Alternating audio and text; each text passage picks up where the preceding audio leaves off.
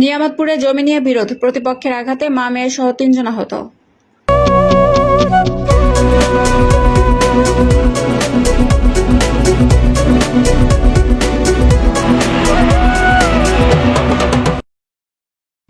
আসসালামু আলাইকুম। এডিপি বাংলা সংবাদে সবাইকে স্বাগত জানাচ্ছি। আমি সুমা আহমেদ। বিশেষ প্রতিনিধি তোফাজ্জল হোসেনের পাঠানো তথ্যচিত্রে দেখুন বিস্তারিত। নওগাঁ নিয়ামতপুরে জমি সংক্রান্ত বিরোধের জেরে প্রতিপক্ষের হামলায় মা মেয়ে সহ ৩ জন আহত হয়েছেন। আজ ৮ জুন রবিবার সকালে উপজেলার সদর ইউনিয়নের বাদ নেহেন্দা গ্রামে এ ঘটনা ঘটে। এ বিষয়ে থানায় লিখিত অভিযোগ দায়ের করা হয়েছে। থানায় অভিযোগ সূত্রে জানা গেছে, উপজেলার সদর ইউনিয়নের বাদ নেহেন্দা গ্রামের মৃত শামসুল আলমের ছেলে আব্দুল কাদের ও মৃত নুরুল ইসলামের ছেলে জসিম উদ্দিনের মধ্যে পৈতৃক সম্পত্তি নিয়ে দীর্ঘদিন ধরে বিরোধ চলে আসছিল। এ নিয়ে কিছুদিন পূর্বেই আব্দুল কাদেরকে বিভিন্নভাবে হুমকি ধুমকি দিয়ে আসছিল। ৮ জুন সকালে আব্দুল কাদের ওই জমিতে ধানের চারার জন্য ধানের বীজ ছিটাতে গেলে জসিম উদ্দিন, মৃত তবির উদ্দিনের ছেলে মাহমুদুন নবী বুলু, জসিম উদ্দিনের ছেলে জয় এবং মৃত আয়নাল হকের ছেলে সুজন আব্দুল কাদেরের কাজের লোককে কাজে বাধা দেয়। পরে আব্দুল কাদের আসলে তার সাথে কথা কাটাকাটির এক পর্যায়ে দেশীয় অস্ত্র দিয়ে মারধর শুরু করে। এক পর্যায়ে হাসুয়া দিয়ে মাথায় আঘাত করে কাদাতে ফেলে হত্যার চেষ্টা করে। দূর থেকে দেখে আব্দুল কাদেরের মা দেলোয়ারা ও বোন সুমি এগিয়ে আসলে তাদেরকেও মারধর শুরু করে, গুরুতর জখম করে। তারা কোনো রকমে প্রাণ নিয়ে পালিয়ে আসে। আব্দুল কাদেরকে নিয়ামতপুর উপজেলা স্বাস্থ্য কমপ্লেক্সে ভর্তি করা হয় এবং মা দেলোয়ারা ও বোন সুমিকে প্রাথমিক চিকিৎসা প্রদান করা হয়। আব্দুল কাদের জানান, ৮ জুন রবিবার সকালে নিয়ে আমার সম্পত্তিতে বীজতলা তৈরি করার জন্য ধানের বীজ ছিটাতে যায়। এ সময় জসিম উদ্দিন, মাহমুদ জয় ও সুজন আমার উপর হাসিয়া দিয়ে মাথায় আঘাত করলে আমি জমির কাদার মধ্যে পড়ে যাই।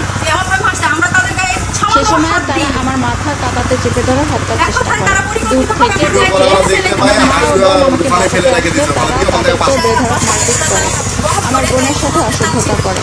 সুমি আক্তার বলেন, আমি আমার ভাইকে বাঁচাতে গেলে জয়, সুজন, মাহমুদুন নবী ও জসিম উদ্দিন আমার মাকে বেধড়ক মারপিট শুরু করে। আমার ওড়না কেড়ে নিয়ে আমাকে শ্লীলতাহানির চেষ্টা করে। আমরা কোনো রকমের প্রাণ নিয়ে পালিয়ে এসেছি। আমরা এখন বলছি, আগেও বলছি, কাগজে যদি তারা জোর পেয়ে থাকে তাহলে কাজের লোক নিয়ে মাঠে পিছন খেলা করতে গেছিলাম। এমন সময় অহেতুক 4 জন এসে আমাকে অহেতুক হামলা করে।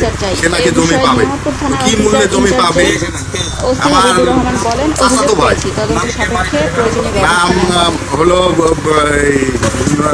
বুলু, জসিম উদ্দিন ও জসিম উদ্দিনের ছেলে ও সুজন চোর। তারপর ওরা অহেতুক এসে আমার উপরে হাসা বটি দা নিয়ে আমার উপরে আক্রমণ করে। এমনকি আমার বোন আগাতে গেলে বোনকেও আক্রমণ করে, আমার মাকেও মারছে। যখন দেখলাম যে আমার ভাইকে মেরে ফেলতেছে, এরকম পরিস্থিতি হয়ে গেছে, মাথা দিয়ে রক্ত বের হচ্ছে এবং জমিতে ঠেসে ধরছে, তখন আমি যাওয়াতে আমার ওড়না কাড়ে নেয়, আমাকে পাশাপাশি করে বাঁশ দিয়ে মারে এবং আমার মাকে অকাতরে মেরে জমিতে ফেলায় দেয়। পরে আমরা মনে করেন যে নিজের জীবন বাঁচাতে নিয়ে আসছি, কিন্তু আমরা কোনো কিছু পরিকল্পনা করে যাইনি। নিজের জমিতে গেছি, বাবার জমিতে গেছি আমরা। কিন্তু তাদেরকে ভালো করে আমি বলেছি যে দেখেন, আপনারা যদি পান তাহলে কাগজে কথা বলবে, জমির কথা তো কাগজে বলে, তাহলে এরকম করছেন কেন?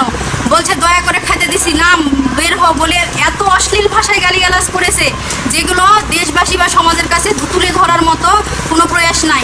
এজন্য আমি বলতেছি না, তবে আমাকে আমার মান সম্মান এবং আমার যখন অন্য কাড়ে নিয়ে পাশাপাশি করতে লাগে তখন আমার পা এখানে ক্ষত হয়ে গেছে এবং এগুলোতে আমার বাঁশ দিয়ে বাড়ি লাগছে। এগুলো তো আমি খুলে দেখাতে পারবো না, কারণ আমি নারী। আমার নাম জয়নাল। ওখানে আমি গেছিলাম, ভুল আমার কথা আলমের বেটা তেরতে চলে আমাকে ওই পেঁয়াজ টাকা দিয়ে কাম করবো, বলছে না তো পিছনে খেলাম চল যা।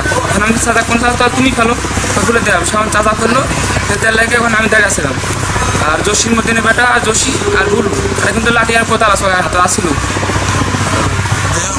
চাচা এখন জসির বেটা আর সুজন, এরা দুজনে মিলে কাল্লা কিন্তু ঠেকে গেছিলো। আর বুলু যায় দুই মাসের বেটা, ওই লাঠি তাহলে বেড়ে চলো কোথায় ওখানে আসলো।